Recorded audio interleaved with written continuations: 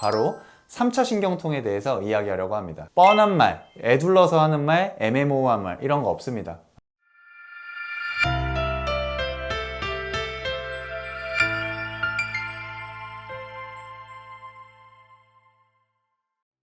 안녕하세요. 부산 더드림아니언 대표원장 정재환입니다.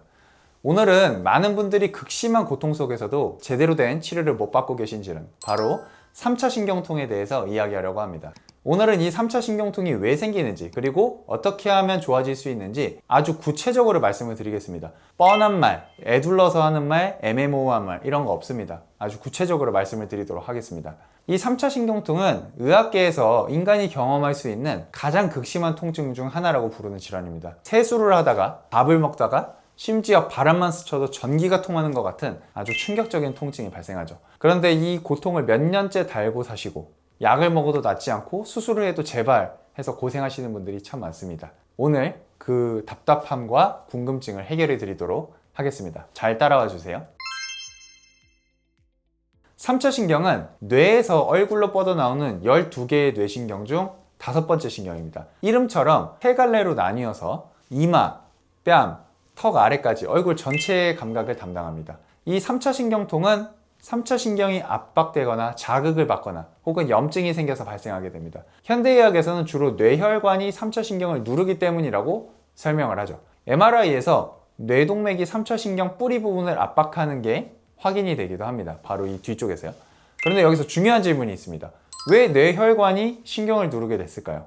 현대의학은 이 질문에 대해서 명확하게 답하지 못하고 있습니다. 그래서 원인 불명으로 남겨두고 수술로 혈관을 분리해도 재발이 반복됩니다. 이 3차 신경통의 진짜 핵심 원인은 턱관절과 경추에 있습니다. 많은 분들이 의아하실 거예요. 얼굴 통증인데 왜 턱관절을 얘기하지? 설명드리겠습니다. 턱관절이 틀어지면 3차 신경에 영향을 주는 경로가 두 가지가 있습니다.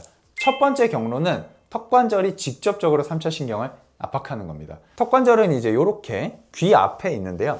이 턱관절이 틀어지면 여기 3차 신경이 지나가는 부분을 바로 직접적으로 압박을 할 수가 있습니다. 이 턱뼈가 바로 신경을 누르거나 혹은 턱관절이 틀어지면서 근육과 인대가 긴장을 해서 그 신경을 누르거나 이런 가능성들이 생기게 되죠. 그래서 이렇게 턱관절이 3차 신경을 직접적으로 압박하는 게 첫 번째 이제 원인이고요.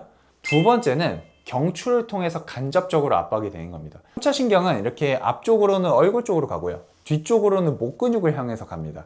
그래서 턱관절이 틀어져서 일단 3차 신경을 살짝 누르면 그 자극이 목 근육으로 가기 때문에 목 근육이 긴장을 하고 그로 인해서 목뼈, 즉 경추가 틀어지게 됩니다. 이 경추가 틀어질 때 뇌동맥을 바깥쪽으로 밀어내면서 3차 신경을 누르게 되는 거죠. 그래서 3차 신경통이 발생을 할 수가 있습니다.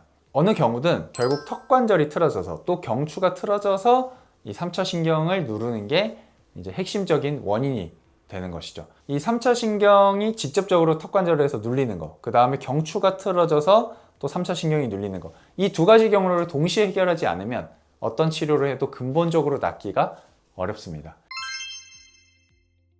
현재 3차 신경통의 표준 치료는 크게 두 가지입니다. 첫 번째는 약물 치료로 카바마제핀이라는 약이 대표적으로 사용이 됩니다. 이 약은 항경련제예요.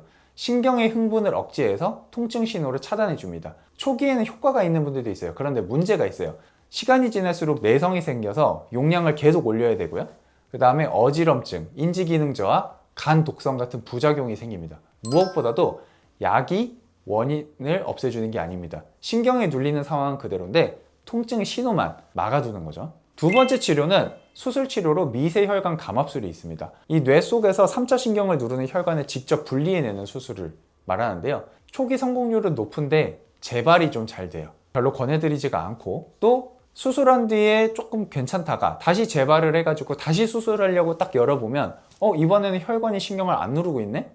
이거 어떻게 해야 되지? 하고 다시 덮어버리는 경우들도 있어요. 이런 수술 치료가 결국은 해결해주지도 못하고 근본적인 원인을 찾아내지도 못하는 거죠. 약물 치료나 수술 치료 모두 한계가 있습니다. 왜냐하면 결국 턱관절과 경추가 틀어져 있다는 그 근본적인 원인을 해결해주지 못하고 있기 때문이죠. 그래서 재발은 아주 당연한 결과입니다.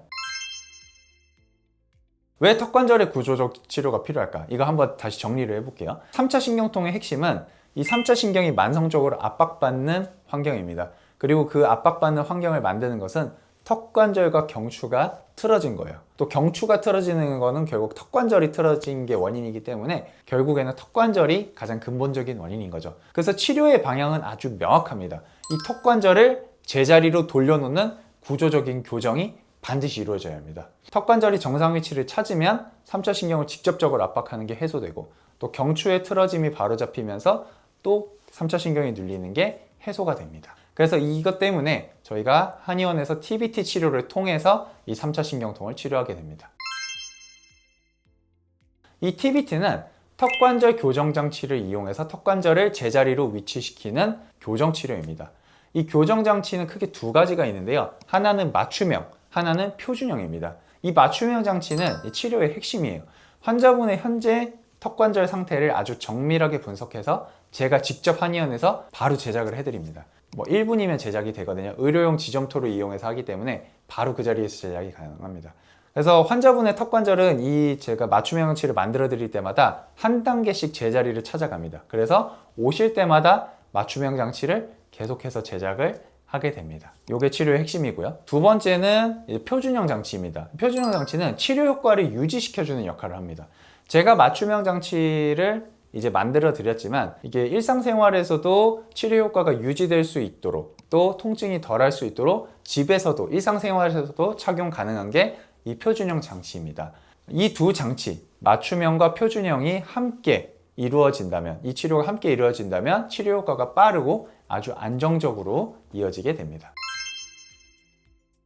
몇 번이나 치료해야 되나요? 가장 많이 받는 질문이죠. 솔직하게 말씀드릴게요. 이 3차 신경통은 오랜 시간 누적된 그 틀어짐과 구조적인 문제가 원인이기 때문에 아주 빠르게 해결되는 질환은 아닙니다. 환자분의 상태, 또 신경 압박의 정도, 유병 기간 이런 거에 따라 다르지만 보통 최소한 30회에서 50회 정도의 맞춤형 장치 제작을 꼭 권해드리고 있습니다. 이게 많다고 느끼실 수 있는데요. 이 수년, 심지어 수십 년간 틀어진 턱관절과 경추 구조를 바로잡는 데는 좀 시간이 필요합니다. 꾸준함도 필요하고요. 반대로 생각하면 그만큼 근본적인 변화를 목표로 한다는 뜻입니다. 통증을 잠시 덮는 치료가 아니라 원인 구조 자체를 바꾸는 치료이기 때문입니다. 자, 이제 정리하겠습니다. 3차 신경통으로 고통받는 분들한테는 제가 말씀드리고 싶은 게 있어요. 낫지 않는 게 환자분의 잘못이 아닙니다. 원인을 제대로 보는 치료를 아직 못 만나신 것 뿐이거든요. 그래서 가장 핵심 원인인 턱관절과 경추의 틀어짐을 바로잡으면 이 3차 신경통은 반드시 좋아질 수 있습니다. 그러니까 주저하지 마시고 연락 주시거나 문의를 주세요. 그러면 제가 최선을 다해서 도와드리겠습니다. 이 영상이 도움이 되셨다면 한 번 더 반복해서 보시고, 또 주변에 아파하시는 분들이 있다면 이 영상을 보여주세요. 그러면 반드시 도움이 될 겁니다. 지금까지 정재한 원장이었습니다. 감사합니다.